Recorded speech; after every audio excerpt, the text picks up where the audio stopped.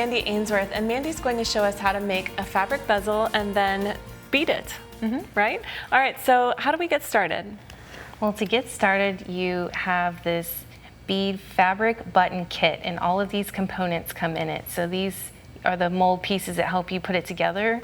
These are the pieces that will be inside, and this is your stencil. And they come in 3 different sizes, so we're going to use this middle size right here. So when it comes to fabric options, there are a lot of choices. I like to use something that has like a smaller little print, but when you use bigger prints, you can use this to kind of show, you know, find the space that you really think looks good. So maybe the whole leaf is not going to show, so maybe you'll use a bigger one for that one. But I think this one right here looks really interesting. So we're going to take this pen and trace around the stencil.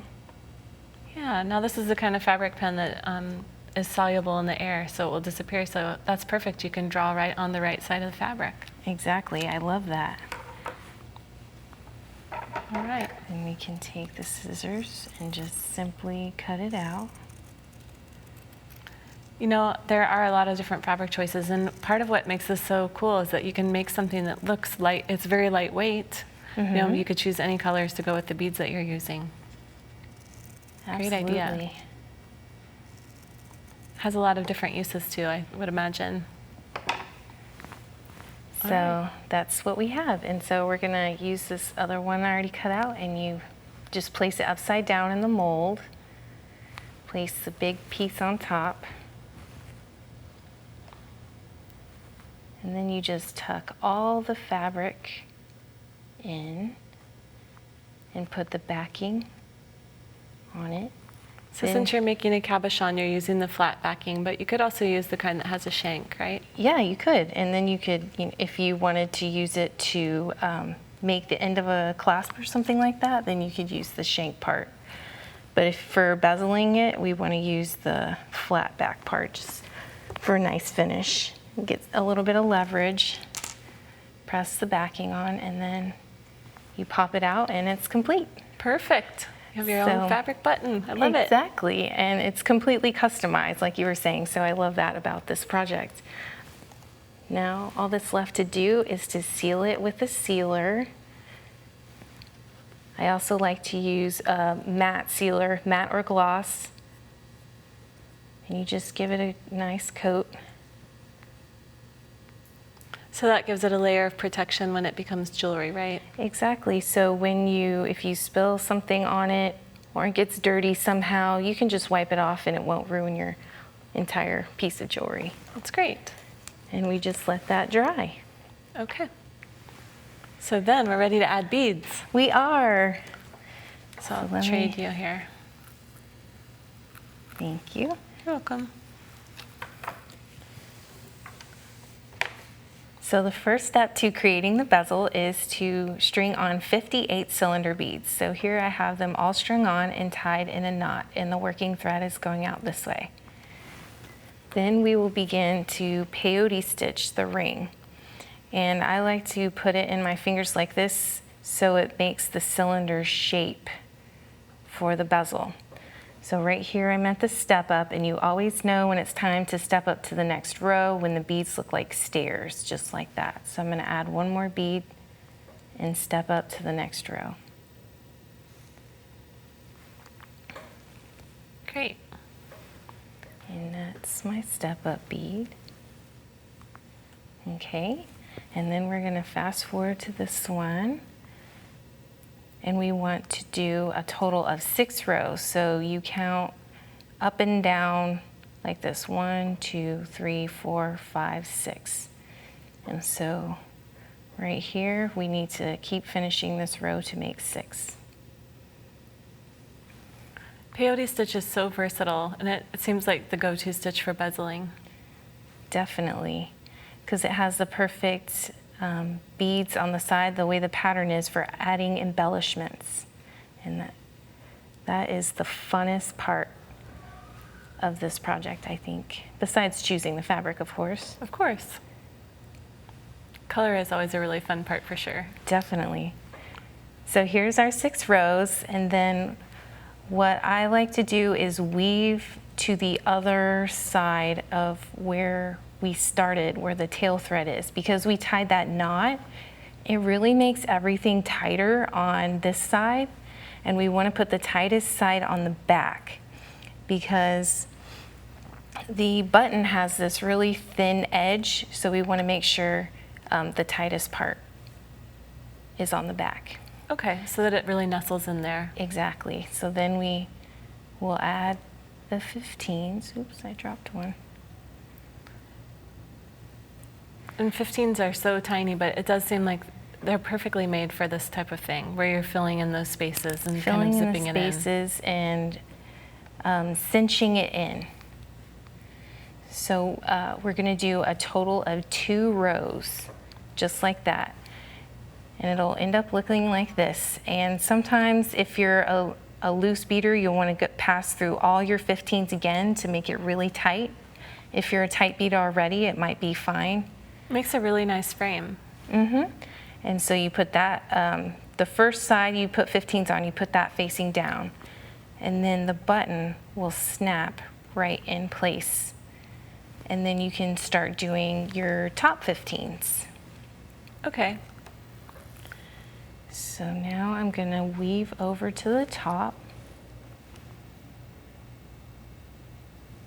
And then it's the same process where you lay a bead in between every stitch? Yes. And 2 rows, just the same as the back. Okay. So you'll start just like that. Perfect. And So then this is a different color, but once you've gone all the way around. it'll look just like that. Okay, but it looks like you added some extra flair. I did add some extra flair. That's the fun part. I call it stitching in the ditch because when you look at peyote from the side, you'll see some gaps.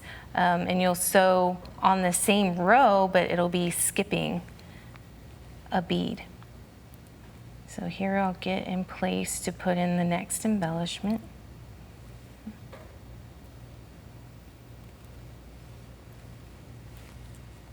And you can use any type of beading thread for this type of project, just your favorite, right? Your favorite thread of choice. I prefer nylon thread, so anything in that range I like.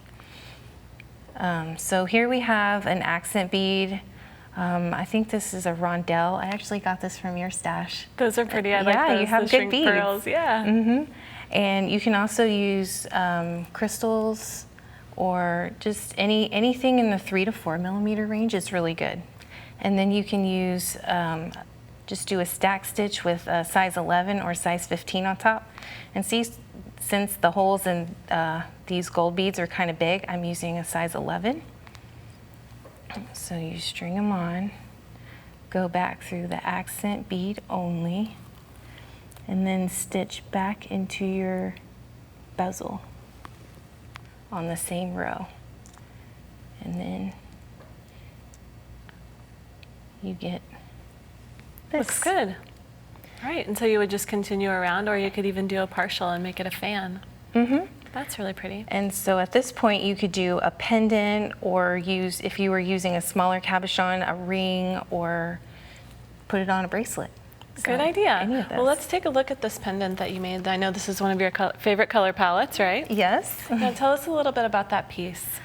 Well, the fabric was the inspiration for the whole thing. As soon as I found the blue fabric with gold flecks, it really, all the other beads came with it. And I've gotten a lot of compliments that that fabric actually looks like stone.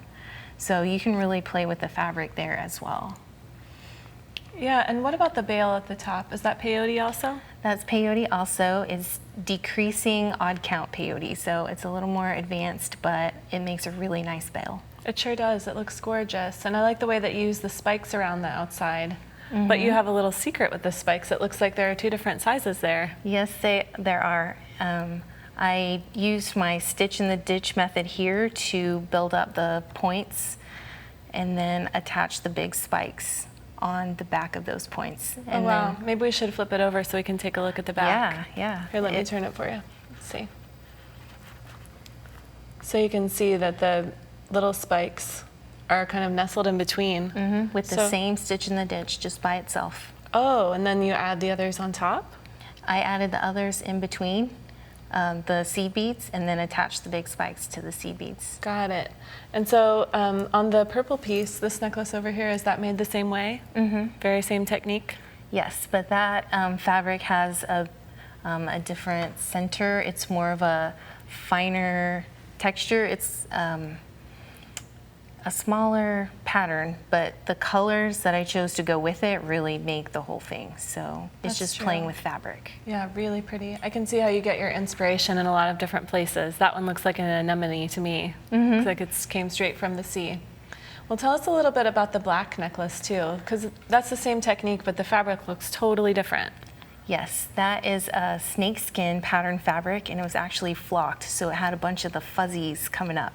And when I sealed it with the sealer, it turned it into a look that was more like leather. So that was a nice surprise on that one. Definitely, and you know, sometimes those happy accidents are the way you find out really exciting things too. Totally. Yeah, and tell us about the purple blossom bracelet.